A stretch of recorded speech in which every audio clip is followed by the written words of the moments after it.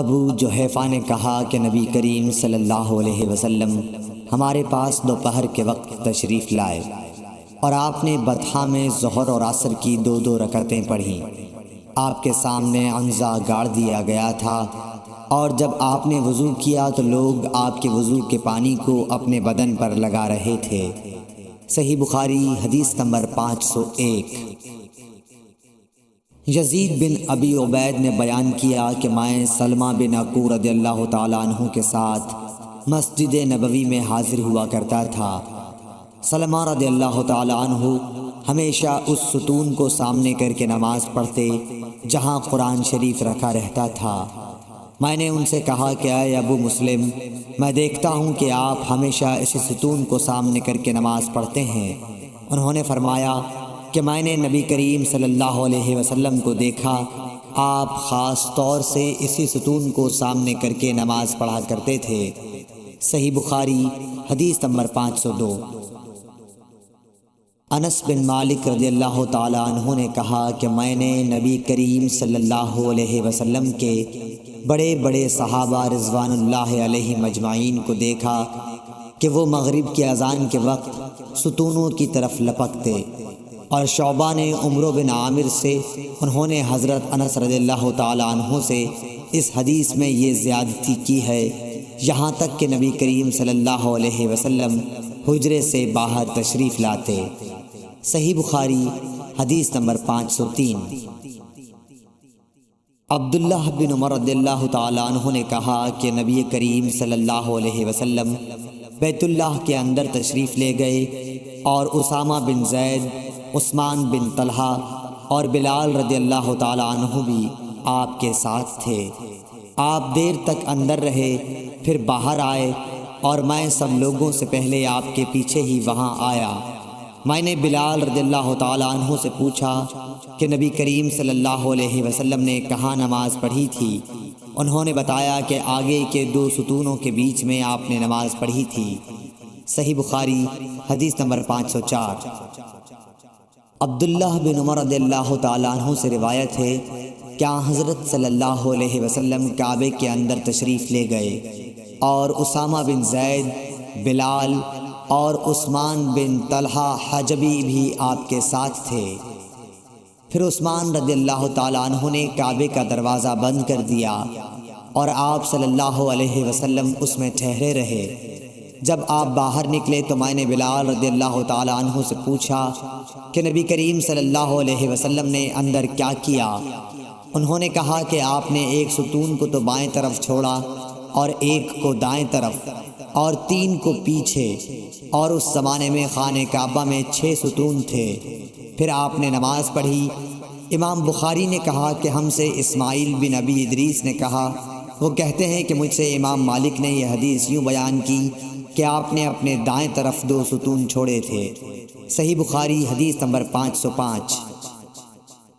موسیٰ بن عقبہ نے نافع سے روایت کیا ہے کہ عبداللہ بن عمر رضی اللہ تعالیٰ عنہ جب کعبے میں داخل ہوتے تو سیدھے منہ کے سامنے چلے جاتے، دروازہ پیٹھ کی طرف ہوتا، اور آپ آگے بڑھتے۔ جب ان کے اور سامنے کی دیوار کا فاصلہ قریب 3 ہاتھ کے رہ جاتا تو نماز پڑھتے۔ اس طرح آپ اس جگہ نماز پڑھنا چاہتے تھے جس کے متعلق حضرت بلال رضی اللہ تعالیٰ عنہ نے آپ کو بتایا تھا کہ نبی کریم صلی اللہ علیہ وسلم نے یہی نماز پڑھی تھی۔ آپ فرماتے تھے کہ بیت اللہ میں جس کونے میں ہم چاہیں نماز پڑھ سکتے ہیں، اس میں کوئی قباحت نہیں ہے۔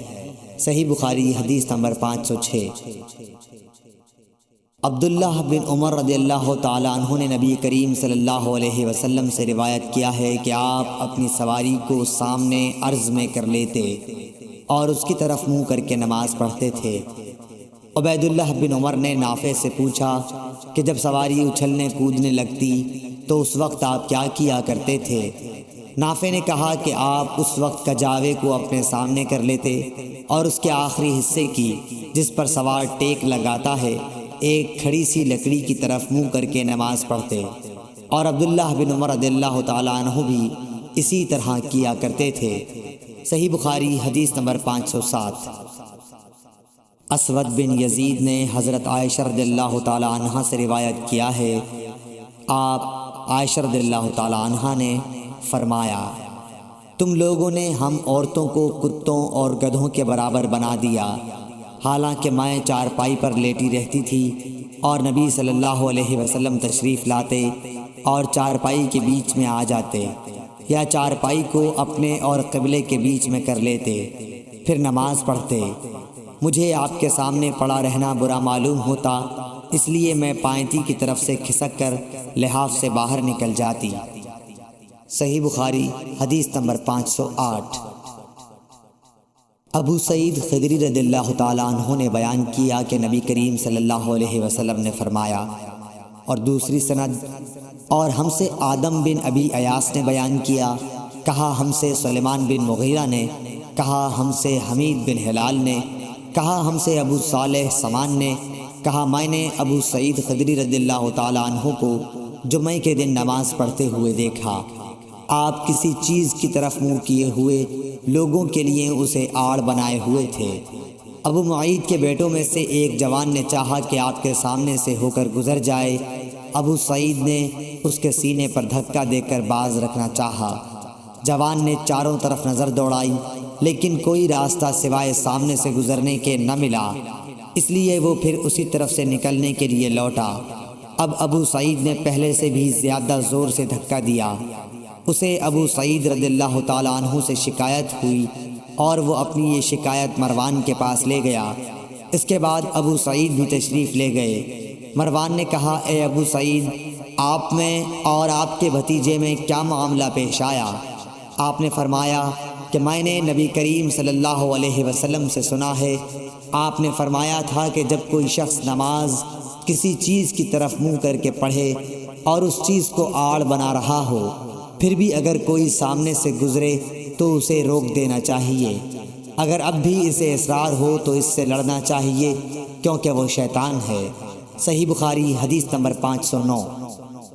بصر بن سعید کو زید بن خالد نے ابو جہیم عبداللہ انصاری رضی اللہ تعالیٰ عنہ کی خدمت میں ان سے یہ بات پوچھنے کے لیے بھیجا کہ انہوں نے نماز پڑھنے والے کے سامنے سے گزرنے والے کے متعلق نبی کریم صلی اللہ علیہ وسلم سے کیا سنا ہے۔ ابو جہیم نے کہا کہ رسول اللہ صلی اللہ علیہ وسلم نے فرمایا تھا کہ اگر نمازی کے سامنے سے گزرنے والا جانتا ہے کہ اس کا کتنا بڑا گناہ ہے تو اس کے سامنے سے گزرنے پر 40 تک وہیں کھڑے رہنے کو ترجیح دیتا۔ ابو نضر نے کہا کہ مجھے یاد نہیں کہ بصر بن سعید نے 40 دن کہا یا مہینہ یا سال۔ صحیح بخاری حدیث نمبر 500۔